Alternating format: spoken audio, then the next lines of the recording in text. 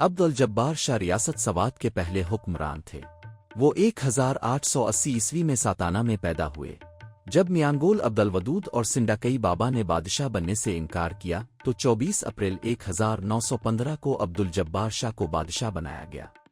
یوں ریاست سوات کا قیام باقاعدہ طور پر عمل میں لایا گیا۔ یہ عبدالجبار شاہ کے لیے ایک کڑا وقت تھا۔ سب سے مشکل کام اپنی حاکمیت قائم کرنا تھا، فوج تشکیل دینا تھی اور رعایا کی توقعات پر بھی پورا اترنا تھا۔ اس کے علاوہ عبدالجبار شاہ کے سامنے نواب دیر کی شکل میں ایک مضبوط حریف بھی میدان میں موجود تھا۔ ریاست سوات سے پہلے کوئی مستحکم حکومت تھی نہ قانون ہی تھا، اس لیے اگلے 2 سال عبدالجبار شاہ نے ریاست کو مستحکم رکھنے کی ہر ممکن کوشش کی، لیکن اس کے باوجود 1917 میں انہیں معزول کیا گیا۔ بعد میں 1956 میں انتقال کر گئے۔